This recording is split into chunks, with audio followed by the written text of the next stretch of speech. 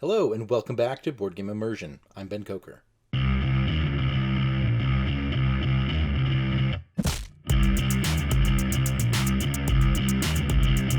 I play a lot of games with my wife. Patriot games, mind games, but board games are our favorite. Throughout the years, we've played a ton of games. Here are some of my favorite two-player board games that we own. Please note that these aren't necessarily her favorites, but what do you do? First up, we have Bushido from Gray Fox Games. One of the things I like about Bushido is the back and forth action. Somebody takes a hit, and then you gotta block. And then that person blocks and hits the other person. And then that person blocks. And then it's back and forth, whittling down damage until finally one player is gone. Defeated. Knocked out. The gameplay is fast enough that we play multiple games in a session, best of 3 or something like that. And one of the things that makes it really real is the luck factor. Yes, I know not everybody is into the luck factor, having to roll dice and whatnot, but I gotta say, there's something special about being able to roll dice and keep rolling dice and rolling more dice and comboing upon comboing until your opponent is defeated.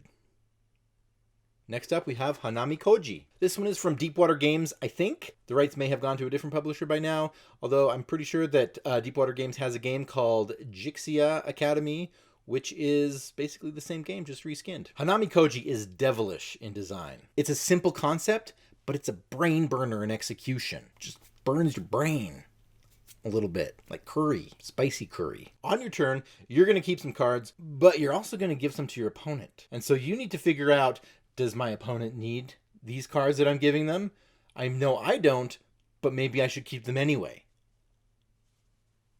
And so a lot of times you don't even know which cards to keep and which cards to give up. Like I said, devilish. But I just love pretending I know what my wife is thinking in this game. And then going around knowing that she's thinking this, that I'm thinking that, and so turning it all around so that she thinks that I think that she thinks that I know that she thinks something else.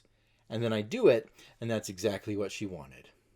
Another one I really, really like is The Legend of Korra Pro Bending Arena by IDW Games. It's got lots of stuff going for it.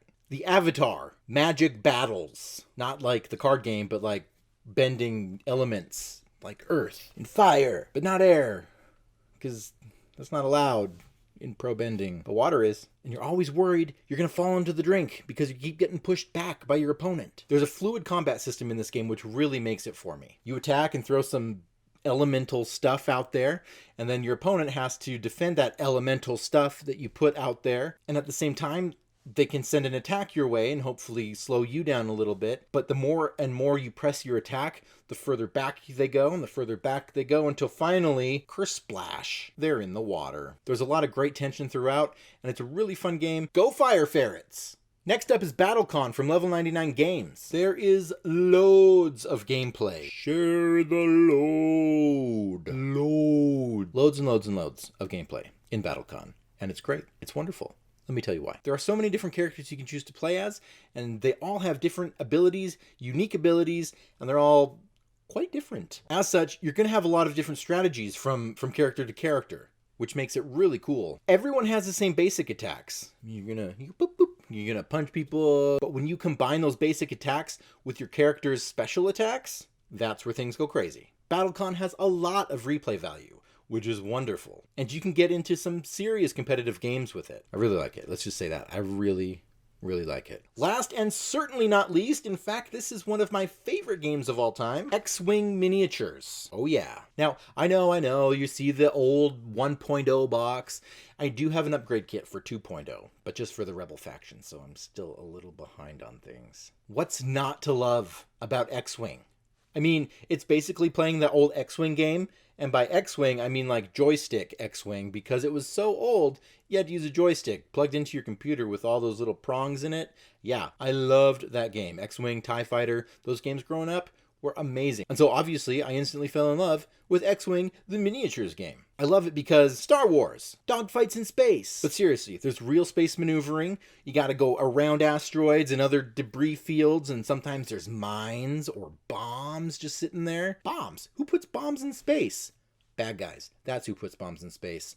Also K-Wing pilots. Sometimes K-Wing pilots do that too. You've got a maneuver dial for each ship, so each ship can move differently, and some of them are slow, like the Y-Wing.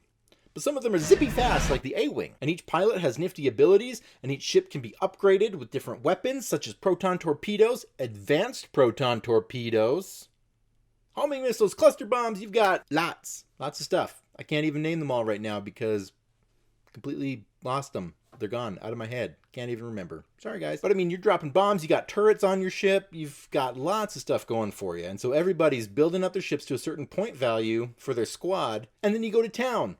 Well, actually, you go to Space Town because everything is space in Star Wars. It's, you know, Space Jimmy Smits. The miniatures are beautiful. You can have a ton of different builds. So you can have like a whole squadron of TIE fighters just going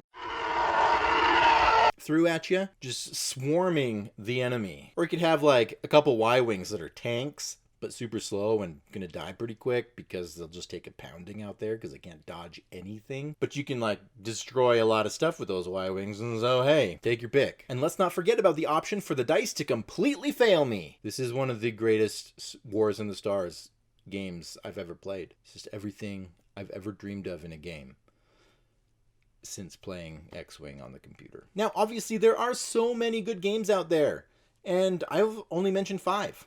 This many. This is 5. This is how old my oldest kid is. But while there are so many good 2-player games out there, I can't possibly name them all. So what are your favorite 2-player games? List them in the comments below. Of course, don't forget to like this video. Don't forget to subscribe to the channel. Follow Board Game Immersion on Instagram at BG_immersion.